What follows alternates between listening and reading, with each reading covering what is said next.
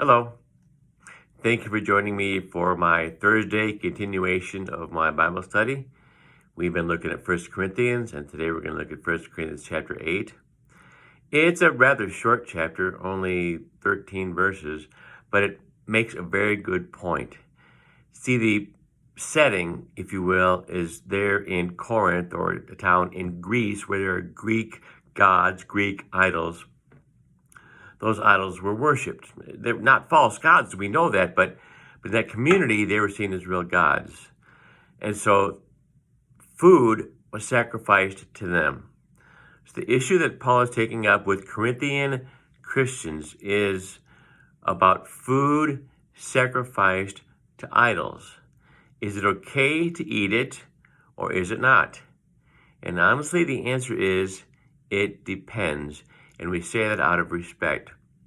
Now, on a very black and white scale, it's fine to eat food sacrificed to idols because the idol is nothing.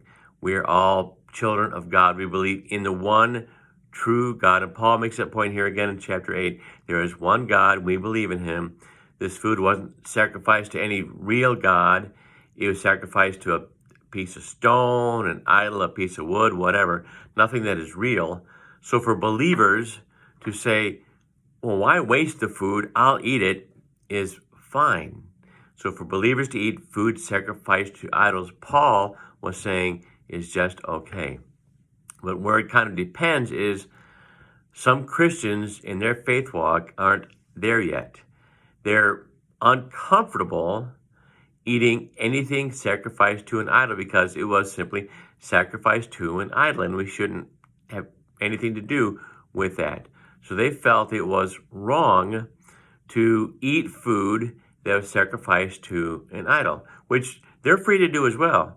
The real teaching point, though, is St. Paul saying that if you think it's okay, you're free to eat that food. That's fine. But don't take that freedom that you live in and sort of make a believer who thinks it's not okay to sacrifice that food, not okay to eat that food sacrificed. You'd put them in an uncomfortable situation. You would cause them to question their faith. So he's saying, take the freedom you have, but don't abuse it. Take the freedom you have and don't hold it over people who don't hold to the same freedoms. Eat the food if you think it's okay. But do you have to eat it in front of people who don't think it's okay to possibly even offend them and drive them away from friendship or things like that? So his point overall being is not just sacrifice food, but if we take and say, we have a lot of freedoms being God's people, and we give thanks for that.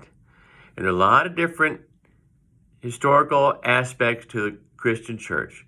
There's a lot of traditions, a lot of things people hold to. Some of them are valid, some are not.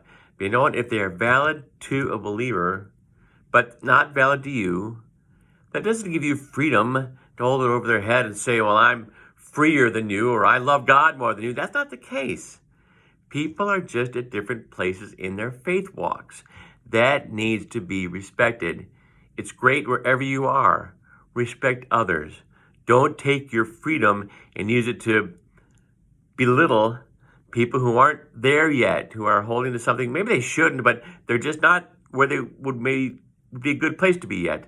So be patient, be respectful, and honor all of God's children wherever they are in their faith walk. And I think he used, again, food as an illustration, but it goes way beyond just food. It's not abusing our freedom should we use it to hurt others' faith. So bless the rest of your week. We look forward to seeing you next week. Bye-bye.